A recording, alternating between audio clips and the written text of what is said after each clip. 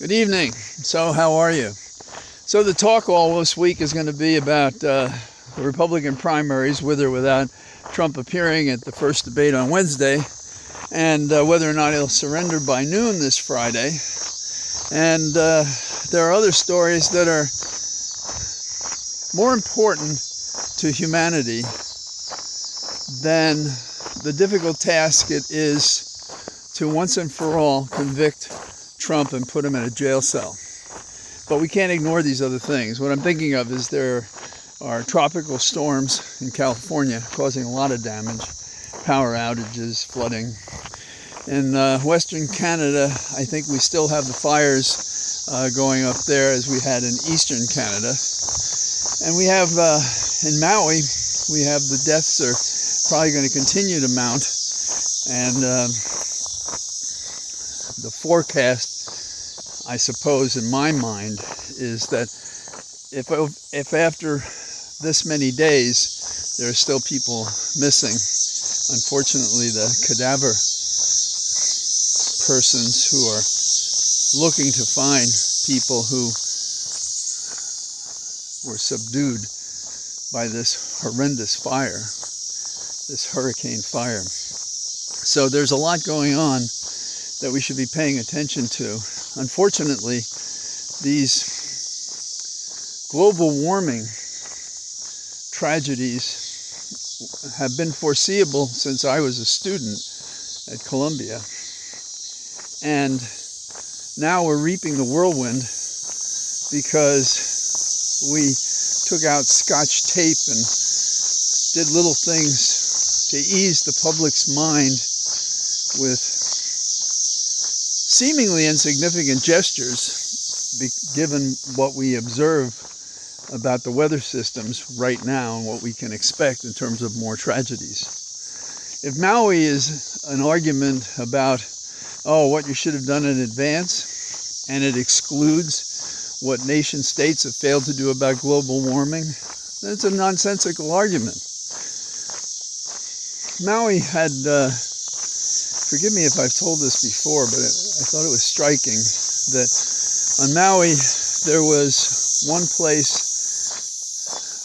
that felt the brunt of the storm rolling down the hill and fire and terrifying winds.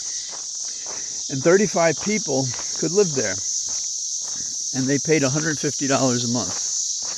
And some had waited, sleeping outside and living without any housing until openings occurred at this place. There are people there older than 62 and older than that, as I understand it. Some had walkers, some had wheelchairs, they needed medicine, but they had a place to stay. Now they don't. They were not a home, so there was no person to help them really. And they were energetic in a communal way. So it's a snapshot of what happens when we do nothing. And we did nothing for these people long before that. It's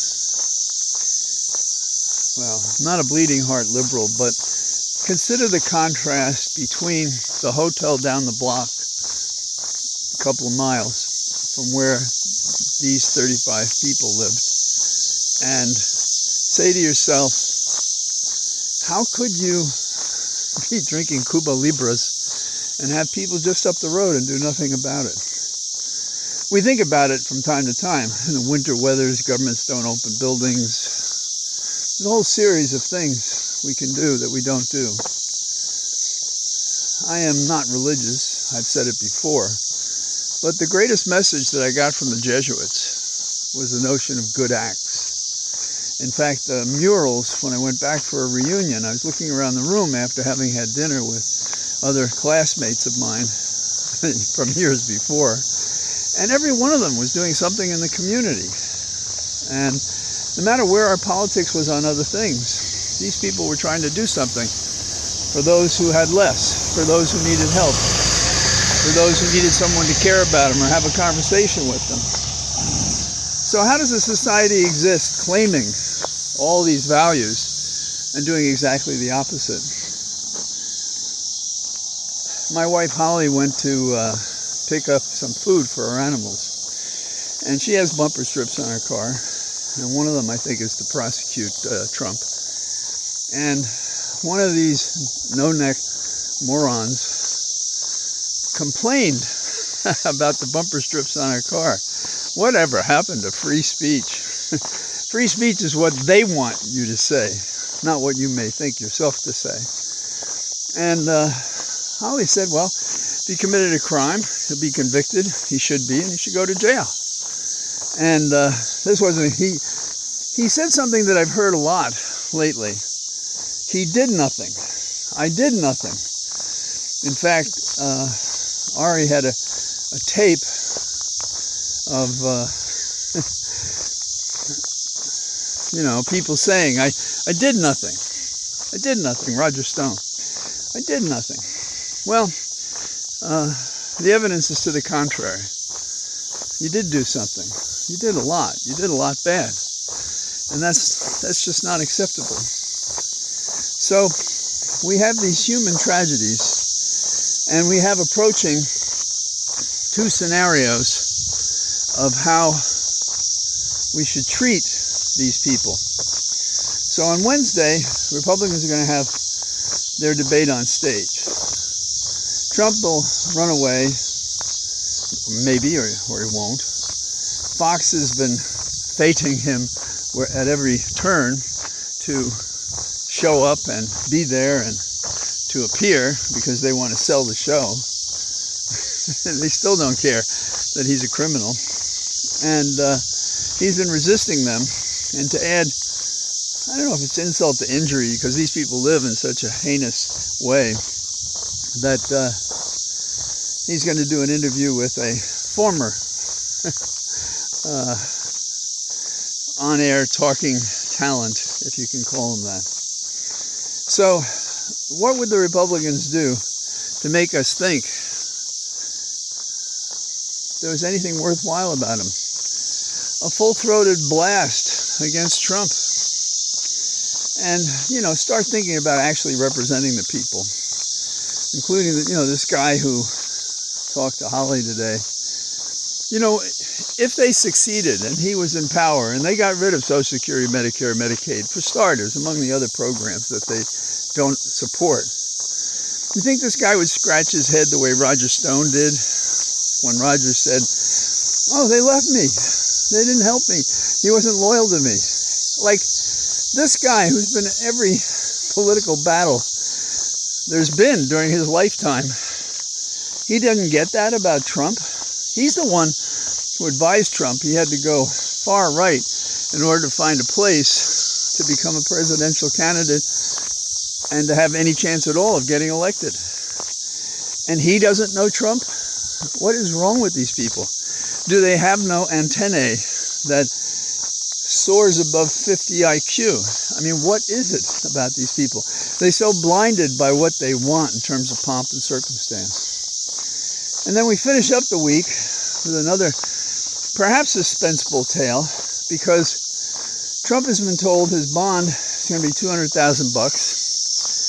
and the bond is written and describes that he can't post stuff about the case, he can't do threats, he can't do all sorts of stuff. So maybe he'll try to violate all those things before Friday and then violate them again on the weekend.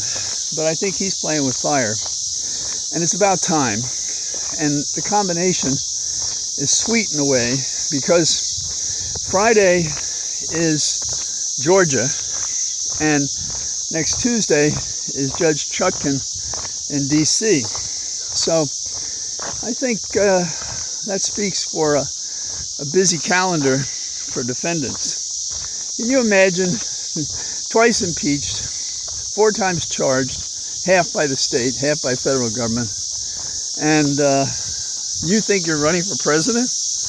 In what other country in the world, other than a third world country, can you run for office having been accused of overthrowing the government you were pledged by oath and history to protect and preserve.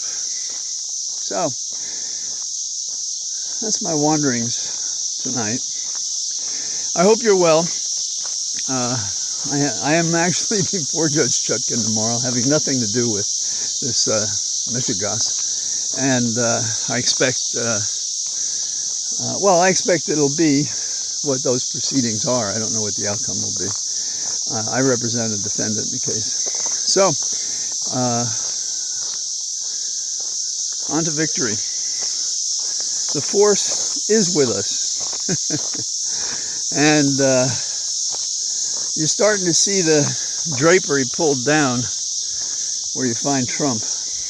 And, well, Rudy Giuliani is, he's a nowhere man, you know. What a group of the people these are. How anybody could support them. So it's really like a bad movie, a monster movie. So I say good night to you from the Cathedral of Trees, and I'll try to get out tomorrow. Bye-bye.